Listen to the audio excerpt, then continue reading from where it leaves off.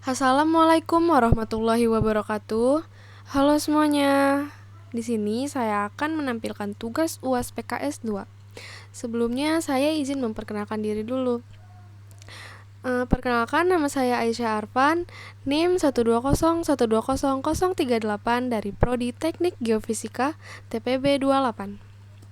Di sini saya akan membahas yaitu topik satunya latar belakang dan materi pembahasan, topik kedua yaitu pengertian flowchart dan C++, dan yang ketiga yaitu menjalankan program.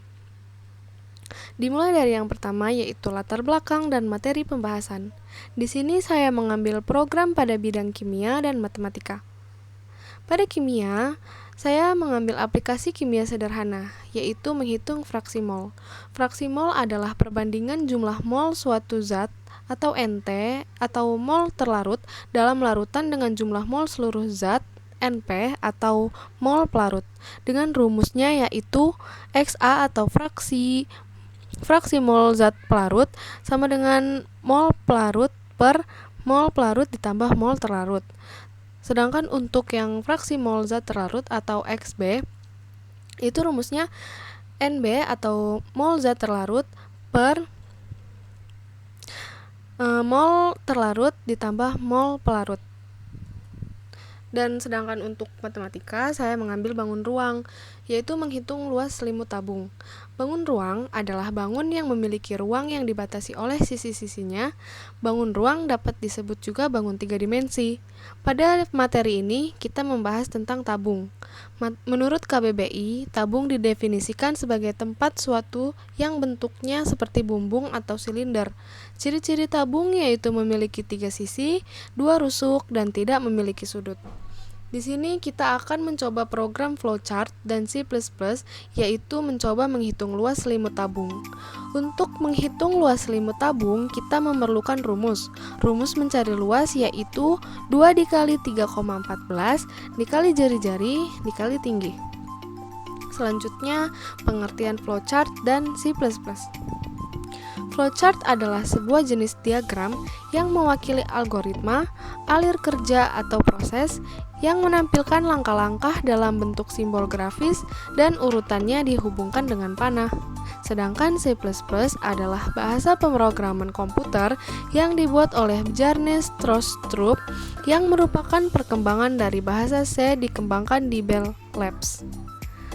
Selanjutnya saya akan menjalankan program. Baiklah, di sini saya akan mulai menjelaskan flowchart program aplikasi kimia sederhana. Untuk menentukan fraksi mol pelarut atau terlarut, di sini dimulai dengan main. Kemudian kita masukkan declare, yaitu integer dengan variabel a, i, dan pilihan. Lalu masukkan output aplikasi kimia sederhana. Masukkan output kembali, yaitu untuk memberi pilihan. Pilihan pertama fraksi mol terlarut, pilihan kedua yaitu fraksi mol pelarut. Kemudian kita masukkan input pilihan, kemudian masukkan output banyaknya perulangan. Jika kita tidak ingin mengulang, kita ketik 0. Lalu masukkan input A, kemudian di sini kita memakai declare array, mt, mp, xt, dan xp. Selanjutnya kita masukkan if untuk pilihan pertama. Di bagian true, kita masukkan for. Lalu membuat output masukkan mol terlarut, kemudian masukkan input yaitu mt, membuat output kembali, masukkan mol pelarut, kemudian masukkan input yaitu mp. Selanjutnya masukkan assign yaitu rumusnya xt sama dengan mt per mt ditambah mp. Masukkan output fraksi mol terlarut dan akan keluar hasil yaitu di output xt. Selanjutnya masukkan if untuk pilihan kedua, sama seperti pilihan pertama, hanya dibedakan pada bagian assign, yaitu dengan rumus xp sama dengan mp per mp ditambah mt. Lalu masukkan output fraksi mol pelarut dan akan keluar hasilnya untuk output xp. Jika kita memilih yang tidak sesuai dengan pilihan yang tertera, maka akan muncul pernyataan pilihan invalid. Selanjutnya pada flowchart program matematika diawali dengan main. Masukkan declare yaitu tipe integer variabel n dan i. Masukkan declare kembali yaitu tipe real variabel jari-jari dan tinggi. Lalu membuat output menghitung luas selimut tabung. Kemudian output lagi, masukkan jumlah data yang ingin dihitung. Kemudian masukkan input variabel n. Masukkan declare tipe real array variabel luas n plus 1. Selanjutnya masukkan for i sama dengan 1 to n, dan next kita masukkan output soal ketujuannya untuk memasukkan jumlah soal yang kalian inginkan. Lalu masukkan output i, selanjutnya output lagi yaitu masukkan jari-jari, kemudian masukkan input jari-jari, selanjutnya output yaitu masukkan tinggi tabung, masukkan input tinggi, kemudian kita masukkan assign untuk rumusnya, yaitu luas sama dengan 2 dikali 3,14 dikali jari-jari dikali tinggi. Kemudian masukkan output kembali untuk hasil luas selimut tabung. Lalu masukkan output lagi yaitu luas. Setelah itu kita masukkan if yaitu i sama dengan n dibagi menjadi 2 pada bagian true. Dimasukkan output selesai, pada bagian false dimasukkan output lanjut untuk menentukan pilihan. Jika ingin selesai program, maka kalian ketik true. Jika kalian ingin melanjutkan program, maka kalian klik false. Lalu di sini saya akan menjelaskan C++ pada program pertama, yaitu program pada bidang kimia, yaitu menghitung fraksi mol. Pertama, kita masukkan include iostream using namespace dan integer main. Kemudian kita masukkan integer a, i, dan pilihan. Lalu kita masukkan output aplikasi kimia sederhana. Masukkan cout kembali untuk memberi pilihan. Di sini kita ambil 2 pilihan, yaitu satu fraksi mol terlarut dan yang kedua fraksi mol pelarut. Kemudian kita masukkan in pilihan, lalu masukkan cout banyaknya perulangan, kemudian masukkan sin a. Selanjutnya kita masukkan array dengan tipe data float, yaitu mta, mpa, xta, xpa. Kemudian kita masukkan if untuk pilihan 1, lalu masukkan percobaan dengan parameter for i sama dengan 0 dan i kurang dari a. Lalu masukkan cout yaitu masukkan mol terlarut, kemudian masukkan in mti, lalu masukkan cout kembali yaitu masukkan mol pelarut, masukkan in mpi, masukkan rumusnya yaitu xti sama dengan mti per mti ditambah mpi. Masukkan cout fraksi mol terlarut dan akan keluar hasil xt atau fraksi mol terlarut. Untuk pilihan kedua sama seperti pilihan pertama, yaitu masukkan if untuk pilihan kedua, lalu masukkan percobaan dengan parameter for i sama dengan 0 dan i kurang dari a. Lalu masukkan cout yaitu masukkan mol terlarut, kemudian masukkan in mti, lalu masukkan cout kembali yaitu masukkan mol pelarut, masukkan in mpi, masukkan rumusnya yaitu xpi sama dengan mpi per mti ditambah mpi. Masukkan cout fraksi mol pelarut dan akan keluar hasil xp atau fraksi mol pelarut. Kemudian kita masukkan cout pilihan invalid jika kita memilih yang tidak ada di pilihan atau tidak sesuai dengan data yang ada, maka akan keluar pernyataan invalid. Baiklah, kita akan melakukan atau menjalankan program dengan mengklik compile and run.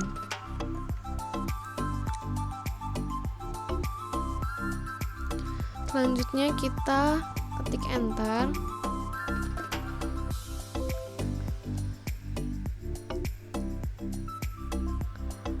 Di sini diberi 2 pilihan. Jika kalian ingin memilih nomor 1 fraksi mol terlarut, maka kalian ketik nomor 1. Jika kalian ingin memilih pilihan kedua yaitu fraksi mol pelarut, maka kalian ketik 2. Di sini saya akan memilih pilihan ke-1. Dimintai banyaknya perulangan, saya akan mengetikkan 1. Masukkan mol terlarut. Di sini bebas, kalian ingin memasukkan berapa saja nilainya. Saya akan memasukkan molnya 12. Untuk mol pelarutnya saya masukkan 14. Dan didapat hasil fraksi mol terlarutnya yaitu 0,461538. Selanjutnya saya akan menjelaskan C++ pada program kedua, yaitu program di bidang matematika, yaitu menghitung selimut tabung. Pertama-tama, kita masukkan include IOStream using namespace dan integer main. Kemudian kita masukkan integer n dan i, lalu masukkan data float yaitu jari-jari dan tinggi. Pertama kita masukkan header include IOStream, kemudian masukkan C output, menghitung luas selimut tabung. Lalu masukkan ke output kembali C out jumlah data yang akan kita hitung. Kemudian masukkan C in n, masukkan array dengan tipe data float yaitu luas. Kemudian masukkan percobaan dengan parameter for i sama dengan 1 dan i kurang sama dengan n dan i++. Lalu masukkan code soal Cout soal kesekian sesuai dengan kalian memasukkan berapa soal yang kalian inginkan. Masukkan Cout yaitu masukkan jari-jari, kemudian in jari-jari, lalu masukkan kembali Cout, masukkan tinggi tabung, kemudian in tinggi. Masukkan rumus luas selimut tabung yaitu 2 dikali 3,14 dikali jari-jari dikali tinggi. Selanjutnya masukkan Cout luas selimut tabung, maka akan keluar hasil luasnya dengan satuan cm persegi atau cm kuadrat. Masukkan if i sama dengan n, ada dua pilihan antara selesai atau lanjut. Masukkan Cout selesai dan Cout lanjut. Kemudian kita akan menjalankan program matematika ini dengan mengklik compile and run.